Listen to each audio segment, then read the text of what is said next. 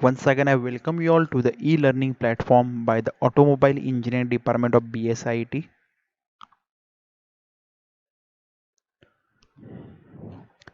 In last lecture, we studied first 2 points of unit number 6, that is the methods of improving fuel economy and pollutants from the gasoline engine. So in today's lecture, we start with the third point, that is the gasoline engine emission control. So how to control the emission of the gasoline engine, म्हणजे petrol इंजिनचं emission कसं control करायचं. तर त्यामध्ये 3 points आहेत. Methods of engine design modification, engine मधले काहीतरी modification करायचे, treatment on exhaust गॅसवर काहीतरी ट्रीटमेंट करायचं, आणि फ्युएल मॉडिफिकेशन, फ्युएलमध्ये मॉडिफिकेशन करायचं. तर या 3 मेथड्स आपल्याला बघायचे. तर सुरू करूया. तर त्याच्यात एक पॉईंट आहे, effects of engine maintenance on exhaust emission. हा सुद्धा महत्त्वाचा पॉईंट आहे. तर इंजिन मेंटेनन्सचा एक्झॉस्ट इमिशनवर काय परिणाम होतोय. तर हा तुम्हाला माहिती आहे, जर तुम्ही प्रॉपर मेंटेनन्स इंजिनचं नाही केलं तर एक्झॉस्ट गॅसमधनं, एक्झॉस्ट पाईपमधनं ब्लॅक स्मोक बाहेर पडणार, इंजिन प्रॉपर वर्क होणार नाही, एक्झॉस्ट इमिशन जास्त होणार. तर तुम्हाला ऑइल बदली जे आहे, ऑइल बदली असेल, कुलंट बदली असेल, बाकीचे पार्ट्स कुठले खराब झाला, तर हे सगळे जे पिरियॉडिकल मेंटेनन्स जो आहे तो रेग्युलर तुम्ही केलाच पाहिजे. जर तुम्ही रेग्युलर मेंटेनन्स नाही केला तर इंजिनमधनं जो स्मोक बाहेर पडणारे गॅस आहेत ते काळ्या कलरचे असतील, म्हणजे smoke, black smoke, carbon particle तयार होऊन ब्लॅक स्मोक तयार होईल, म्हणजे इंजिन तुमचं प्रॉपर वर्क होणार नाही. तर त्यामुळे इंजिन जे आहे तुमचं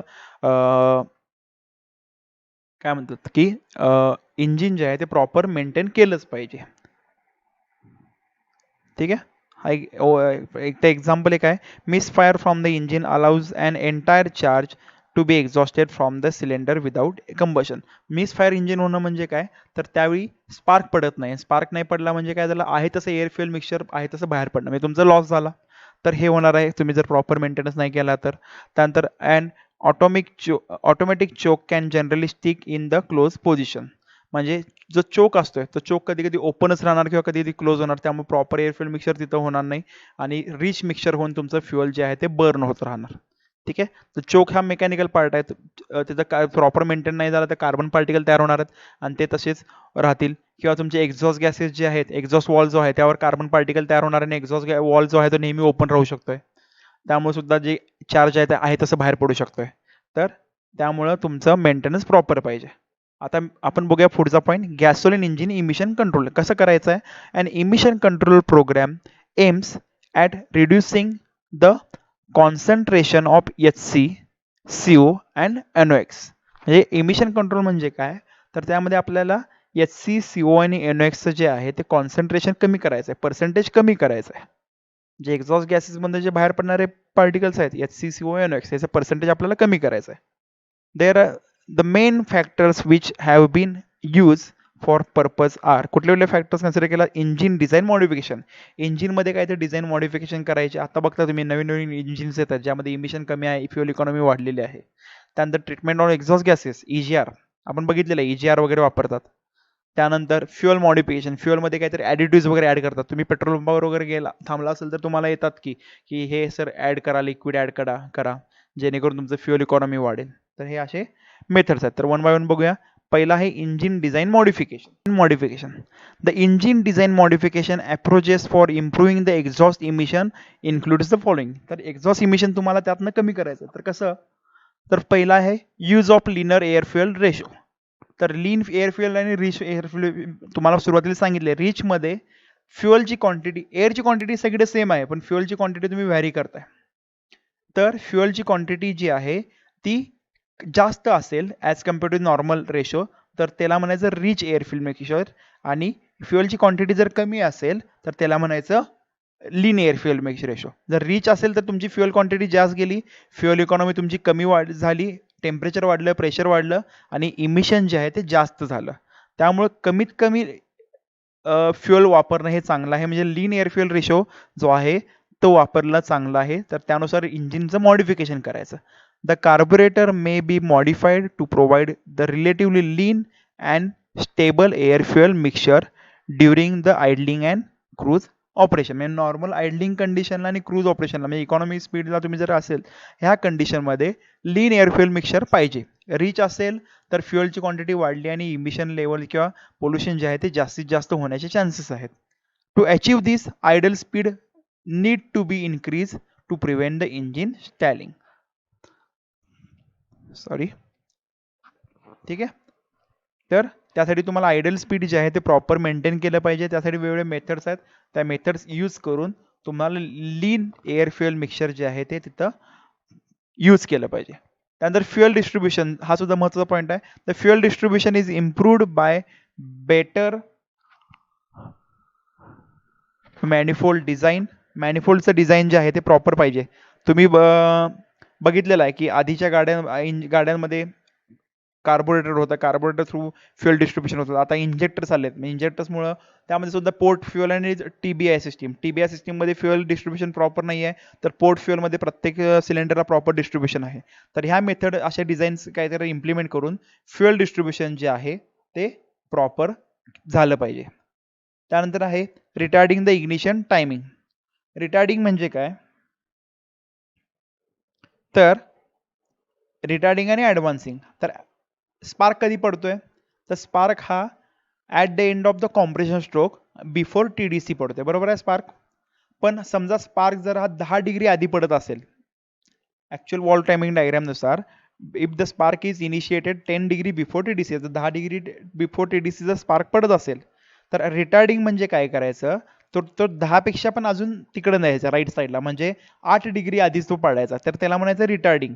आणि ॲडव्हान्सिंग म्हणजे काय, तर अजून आधी पाडायचा. म्हणजे 10 डिग्री जर नॉर्मल पडत असेल, तर तो 12 डिग्री 15 डिग्री आधी TDCच्या आधी जर पाडत असो, तर त्याला म्हणायचं ॲडव्हान्सिंग. आणि रिटार्डिंग म्हणजे काय, तर 10 डिग्रीच्या ऐवजी 5 डिग्री फक्त आधी पाडला, तर त्याला म्हणायचं रिटार्डिंग.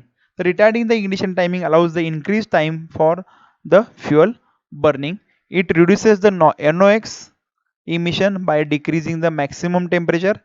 ह्यामुळे काय होणार आहे, तर टेम्परेचर तुमचं वाढतंय आणि NOxचं इमिशन कमी होत आहे. It also reduces the HC emission by causing higher exhaust gas temperature. तर ह्या रिटार्ड स्पार्क जो आहे तो रिटार्ड करायचा आहे. त्यानंतर पुढचं आहे मॉडिफिकेशन ऑफ कंबशन चेंबर. एकदा ॲडव्हान्सिंग आणि रिटार्डिंगचं बघा इथं.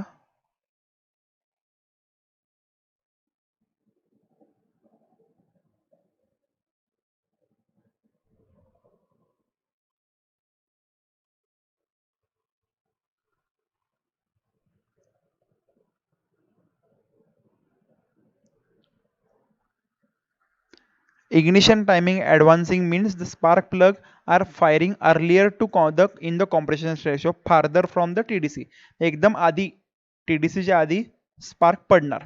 आणि हे झालं advancing. The advancing the ignition timing helps the rise in end of power while reducing the low end. आणि ते जर रिटार्डिंग जर बघितलं आपण,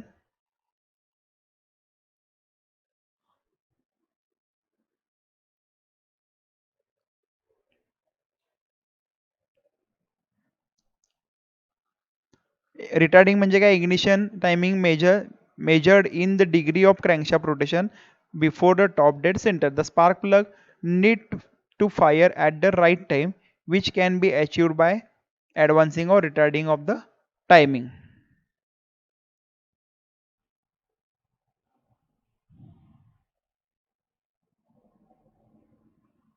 तर ॲडव्हान्सिंग म्हणजे काय, इग्निशन टायमिंग मेजर्स, रिटार्डिंग म्हणजे measures in the degree of crankshaft rotation before the top dead centre. तर त्याला म्हणतोय रिटार्डिंग. म्हणजे एकदम जवळ घेतलं, आणि ॲडव्हान्सिंग म्हणजे अजून मागे घेतलं. ठीक आहे. तर त्यानंतर आहे modification of combustion chamber to reduce quench area. Quench area म्हणजे काय असतं, तर गॅप्स वगैरे असतात किंवा क्रॅक्स गेलेले असतात आतमध्ये सिलेंडर्सला वगैरे, किंवा कुठेतरी गॅप्स असतील, तर गॅपमध्ये एअर फ्युएल मिक्सचर जे आहे ते जाऊन बसतं. तर त्यामुळे मॉडिफिकेशन असं कंबशन चेंबरमध्ये करायचं की कॉर्नर नकोत, जास्त तर कॉर्नर नकोत, किंवा क्रॅक्स वगैरे लवकरात लवकर जाता कामा नयेत, ज्यामध्ये एअर फ्युएल मिक्सचर जाऊन बसेल. त्यामुळं तुमचं लॉस होणार नाही. तिथं समजा एअर फ्युएल मिक्सचर तिथं जाऊन थांबलं तर ते बर्न होणार नाही, तेवढं तुमचा लॉस झाला. तर attempt are made to avoid the flame quenching zone where combustion might be incomplete. तिथपर्यंत फ्लेम पोचणार नाही आणि कंबशन तुमचं इनकम्प्लीट होणार, resulting in high HC emission. HC emission जे हायड्रोकार्बनचं इमिशन जे आहे ते जास्तीत जास्त होणार. This can be achieved by reducing the surface to volume ratio. जो सरफेस टू व्हॉल्यूम रेशो आहे तो कमी करायचा आहे. त्यानंतर reduce squish area, squish area कमी करायचा आहे. Reduce dead space around the piston रिंगच्या या बाजूने जर अनवॉन्टेड स्पेस जर असेल तो कमीत कमी करायचा. म्हणजे असे जे मेथड्स आहेत ज्यामध्ये एअर फ्युएल मिक्सचर जे आहे ते जाऊन थांबेल आणि तिथपर्यंत फ्लेम पोहोचणार नाही, असे एरिया तुम्हाला कमी करायचे आहेत. मॉडिफिकेशनमध्ये ते कमी करायचं, तर त्याला म्हणायचं क्वेंच एरिया. त्यानंतर आहे lower compression ratio. Compression ratio जेवढा जास्त तेवढं टेम्परेचर रेशो वाढणार आहे. टेम्परेचर वाढल्यामुळे तुमचं इमिशन जे आहे ते जास्ती, पोल्युशन जे आहे ते जास्तीत जास्त होणार आहे. त्यामुळे कॉम्प्रेशन रेशो नेहमी कमीत कमी तिथं डिझाईन केला पाहिजे. त्यानंतर reduce the valve overlap. Wall overlap समजा एकाच ठिकाणी वर शेजारी शेजारी जर इनलेट आणि एक्झॉस्ट वॉल असेल तर तुम्हाला माहिती आहे की at the end of the exhaust stroke inlet valve open होतोय. ऍक्च्युअल वॉल टायमिंग डायग्राम नुसार इनलेट आणि एक्झॉस्ट वॉल जे आहे ते एक्झॉस्ट स्ट्रोकच्या एंडला दोन्ही एका वेळी ओपन असतात.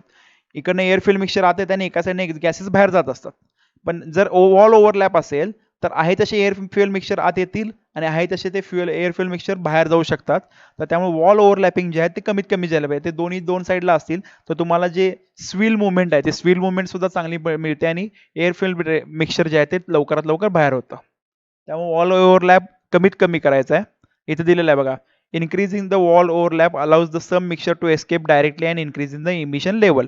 म्हणजे शेजारी शेजारी वॉल असतील लगेच तर एअर फ्युएल मिक्सचर जसं आतील तसे ते आहे तसे बाहेर पडतात, बर्न न होता, आणि HCचं इमिशन तुमचं वाढतंय. तर वॉल ओव्हरलॅप सुद्धा कमी करायचं आहे. आणि alteration in the induction system, the air induction असेल किंवा जी सिस्टीम आहे त्यामध्ये थोडं मॉडिफिकेशन करायचं आहे. Include the heating of the inlet air जे आतमध्ये पाठवणार आहे ती गरम करूनच पाठवायची, जेणेकरून त्याला टेम्परेचर रीच व्हायला जास्त वेळ लागणार नाही आणि प्रॉपर बर्निंग तुमचं होईल. तर अशा ह्या मेथडनी इंजिन, पहिला जो पॉईंट होता आपला इंजिन डिझाईन मॉडिफिकेशन, एवढ्या मेथड्सने तुम्ही मॉडिफिकेशन करू शकताय आणि पोल्युशन कमी करायचं. तर पहिलं होतं लीन एअर फ्युएल रेशो वापरायचा आहे. नंतर आहे फ्युएल डिस्ट्रीब्युशन ते प्रॉपर करायची, म्हणजे जसं आता MPFI सिस्टीम आहे. स्पार्क टायमिंग रिटार्ड करायचा, ॲडव्हान्स नाही करायचा आहे. त्यानंतर मॉडिफिकेशन म्हणजे क्वेंचिंग एरिया, अशा एरियामध्ये कमी करायचे ज्यामध्ये एअर फ्युएल मिक्सचर जाऊन थांबेल आणि बर्न होणार नाही. कॉम्प्रेशन रेशो कमी करायचा आहे आणि वॉल ओव्हरलॅप जो आहे तो कमीत कमी करायचा. ह्या मेथडनं, ह्या डिझाईन इम्प्रूव्ह करून तुम्ही पोल्युशन कमी करू शकताय. आणि आता पुढचं आहे ट्रीटमेंट ऑन एक्झॉस्ट गॅसेस. म्हणजे काय, एक्झॉस्ट गॅसेस बाहेर पडल्यानंतर आहे तसे एक्झॉस्ट गॅसेस बाहेर पाडायचे नाही आहेत.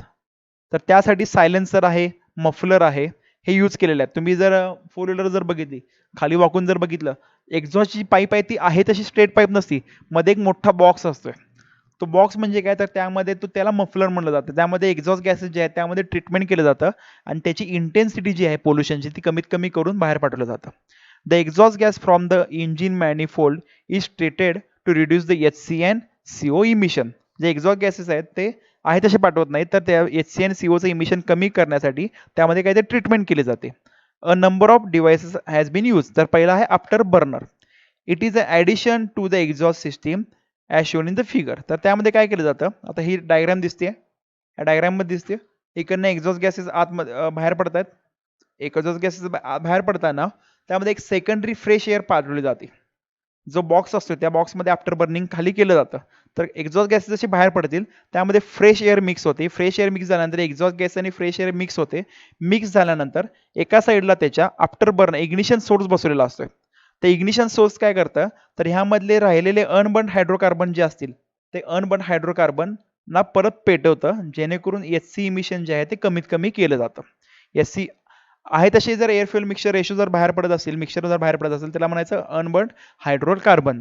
तर ते कमी करायसाठी ह्या आफ्टर बर्नरचा यूज केला जातो. ज्यामध्ये काय केलं जातं, एक्झॉस्ट गॅसेस बरोबर फ्रेश एअर मिक्स केली जाते आणि ते जे आहे ह्या चेंबरमध्ये परत इग्नाइट केलं जातं. इग्निशन सोर्स जो आहे ते परत इग्नाइट केलं जातं आणि त्या मेथडनं तुमचं इमिशन जे आहे ते कमीत कमी होत आहे.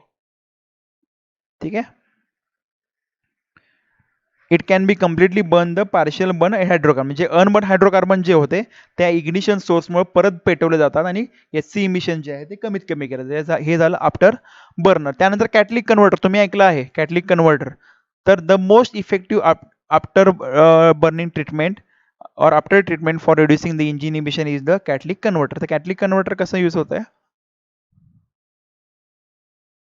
अशा टाईपमध्ये कॅटलिक कन्व्हर्टर असतोय. तर यामध्ये एका साईडने गॅस इन, ह्यामध्ये असे प्लेट्स असतात आणि ह्यामध्ये फोम असतोय.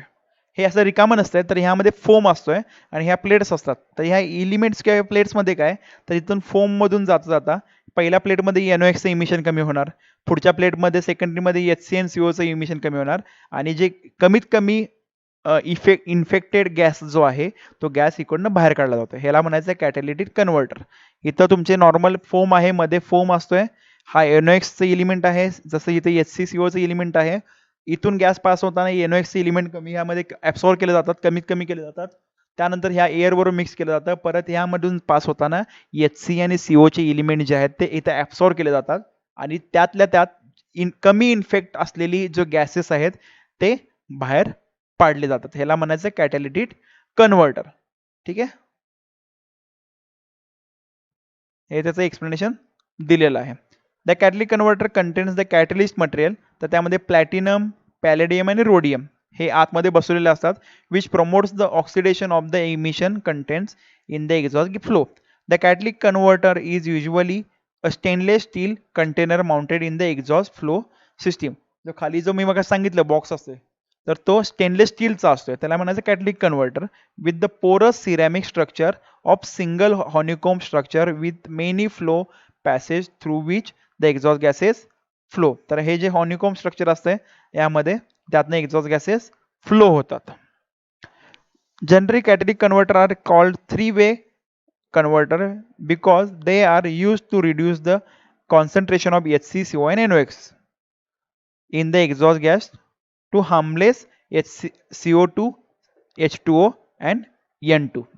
Palladium and platinum promotes the oxidation of HC and CO. हे पॅलेडियम आणि प्लॅटिनम जे आहे याच्यामुळं CO आणि HC चं जे ऑक्सिडेशन होतं. ठीक आहे, तर जे एक्झॉस्ट मधून तुमचे काय काय पडणार आहे ऍक्च्युअल मध्ये CO, HC आणि NOx पडणार, हे पोल्युटन्स आहेत, पोल्युशन आहे. तर कॅटॅलिटिक कन्व्हर्टर मुळे याचं कन्व्हर्जन जे आहे ते CO2 आणि H2O मध्ये केलं जातं. त्यामुळे तुम्ही बघा, ज्या गाड्या नवीन आहेत ज्याचं प्रॉपर फ्युएल बर्निंग होत आहे, ज्यामध्ये इमिशन किंवा पोल्युशन जे आहे ते कमीत कमी होत आहे, त्या गाडीच्या टेल पाईप मधून पाणी पडताना तुम्हाला दिसतंय. तर ते पाणी का पडतंय, तर प्रॉपर बर्निंग होत आहे ते तुमचं, त्यामुळे इथे H2O म्हणजे ते पाणी पडताना तुम्हाला दिसतंय. तर कॅटॅलिटिक कन्व्हर्टर जो आहे ते हार्मफुल गॅसेस जे आहेत CO, HC आणि NOx चं कन्व्हर्जन हार्मलेस गॅस म्हणजे CO2 आणि H2O मध्ये करतंय. ठीक आहे, इकडनं गॅसेस बाहेर पडतात, इथं त्याचं कन्व्हर्जन केलं जातं आणि इकडून बाहेर पाडले जातात. आणि त्यानंतर exhaust manifold reactor. It is the development of the after burning concept. Reactor जे आहे ते डेव्हलपमेंट आहे, आफ्टर बर्नर जसा बसवलेला आहे त्याची डेव्हलपमेंट आहे. It works on the principle that if the air is mix into the high temperature HC they will react to the complete and oxidation of HC. म्हणजे जे same तसंच जसं after burning मध्ये आहे तसंच fresh air mix केली जाते, परत बर्न केलं जातं आणि ते HCचं पर्सेंटेज कमी करून बाहेर पाठवले जातात. तर मेन आहेत यामध्ये कॅटॅलिटिक कन्व्हर्टर आणि आफ्टर बर्नर एक्झॉस्ट गॅस ट्रीटमेंटमध्ये. ठीक आहे, हे झालं सेकंड पॉईंट. आणि थर्ड पॉईंट आहे आपला फ्युएल मॉडिफिकेशन. तर फ्युएल मॉडिफिकेशन मध्ये काय आहे, तर एक्स्ट्रा ॲडिटिव्ह त्यामध्ये ऍड केले जातात. The air fuel ratio leaner than the stoichiometric म्हणजे chemically correct ratio result in reduce HC आणि CO इमिशन. जसं वर आपण बघितलं फ्युएल मॉडिफिकेशन मध्ये किंवा इंजिन मॉडिफिकेशन मध्ये की लिनर एअर फ्युएल रेशो आपल्याला पोहोचवायचा आहे. तर लीन एअर फ्युएल रेशो जर असेल तर तुमचं HC आणि CO चे इमिशन जे आहे ते कमीत कमी होणार आहे. Use of such fuel which have ability to burn in mixture leaner than the stoichiometric will reduce the emission of and fuel consumption. तर त्यामध्ये मिथेन आणि प्रोपेन एक्झाम्पलसाठी दिलेला आहे, हे ॲडिटिव्ह त्यामध्ये ऍड केले जातात जेणेकरून HC आणि CO चे इमिशन कमी होईल. त्याचबरोबर टेट्रा इथाईल आणि टेट्रा मिथाईल असे हे ॲडिटिव्ह आहेत, फ्युएल ॲडिटिव्ह आहेत, हे सुद्धा त्यामध्ये ऍड केले जातात. तर ह्या मेथडनं तुमचं फ्युएल मॉडिफिकेशननं तुमचं एक्झॉस्ट इमिशन कमी केलं जातं. तर आजच्या लेक्चरला आपण आता बघितलं गॅसोलिन इंजिन इमिशन कंट्रोल, त्यामध्ये 3 पॉईंट्स आहेत. इंजिन डिझाईन मॉडिफिकेशन, त्यामध्ये लिनियर फ्युएल मिक्सचर वापरायचं आहे, वॉल ओव्हरलॅपिंग कमी करायचं आहे. त्यानंतर परत एकदा बघू आपण जस्ट ओव्हरव्ह्यू की काय काय पॉईंट्स बघितले आपण. वॉल ओव्हरलॅप कमी करायचा आहे, कॉम्प्रेशन रेशो कमी करायचा आहे, त्यानंतर क्वेंच एरिया कमी करायचा आहे आणि स्पार्क टायमिंग रिटार्डिंग करायचं. हे मेथड्स आहेत इंजिन डिझाईनमध्ये. आणि त्यानंतर आफ्टर ट्रीटमेंट ऑफ एक्झॉस्ट गॅसेसमध्ये आफ्टर बर्नर आणि कॅटलिक कन्व्हर्टर यूज करायचा आहे. आणि फ्युअल मॉडिफिकेशनमध्ये काही ॲडिटिव्ज ॲड करायचे, मिथेन आहे किंवा इथेन आहे. लीन एअर फ्युअल रेशो वापरायचा आहे. त्यासाठी लीन एअर फ्युअल रेशो वापरण्यासाठी लीनर फ्युअलसाठी त्यामध्ये मिथेन आणि इथेन प्रोपेन जे आहे ते वापरलं जातं. त्याचबरोबर बाकीचे टेट्रा इथाईल टेट्रा मिथाईल जे ॲडिटिव्ज आहेत ते सुद्धा क्वालिटी इम्प्रूव्ह करण्यासाठी त्यामध्ये वापरले जातात. ठीक आहे, तर ते झालं आपलं गॅसोलिन इंजिन इमिशन कंट्रोल. आता पुढचं आहे diesel emission, diesel smoke and control. तर आपण पहिला पॉईंट बघूया, डिझेल इमिशन.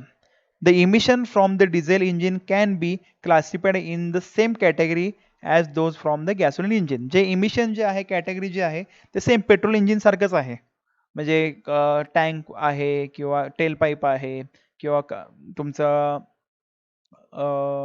क्रँकिस ब्लोब आहे. त्याचबरोबर बाकीचे जे इमिशन आहेत त्यानुसार त्याचं कॅटेगरी केलेली आहे. The level of emission in diesel engine is very considerably.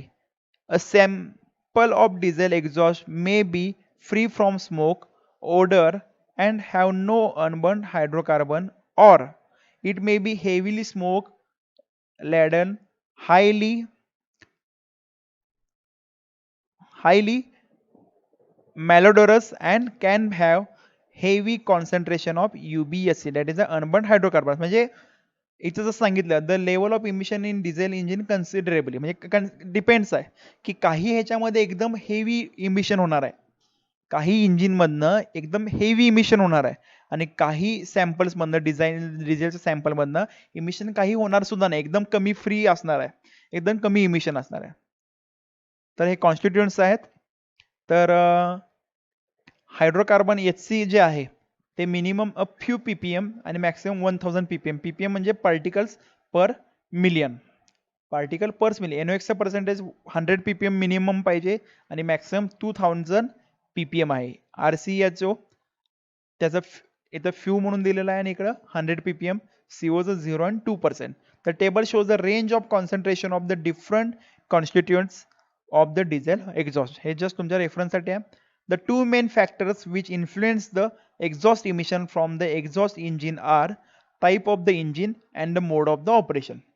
म्हणजे इंजिनचं जे काय सांगितलं, दोन फॅक्टर्स आहेत which influence the exhaust emission.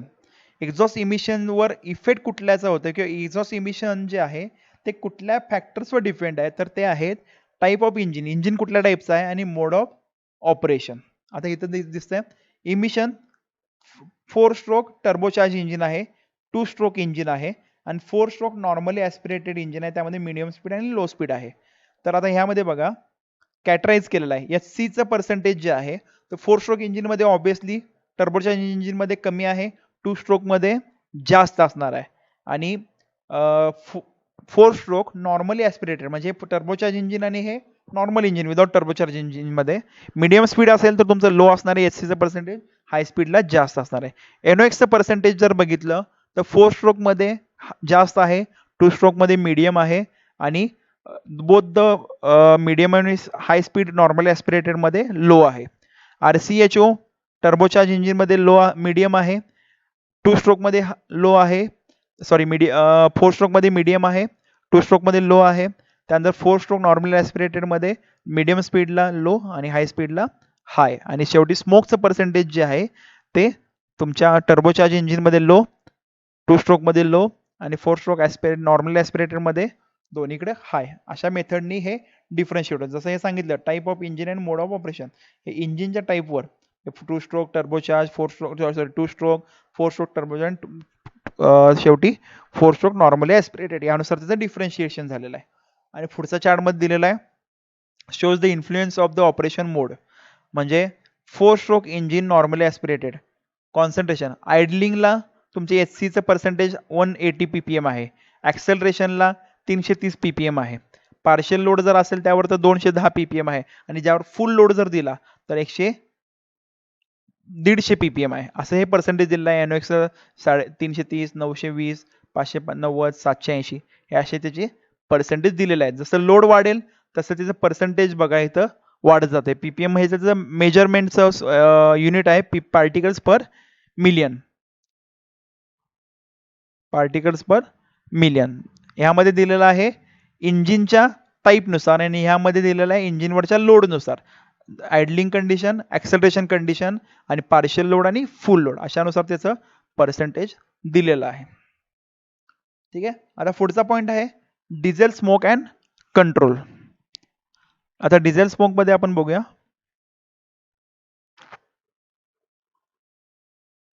आता आपण बघितलं डिझेल इमिशन. आता diesel smoke and control. Exhaust smoke.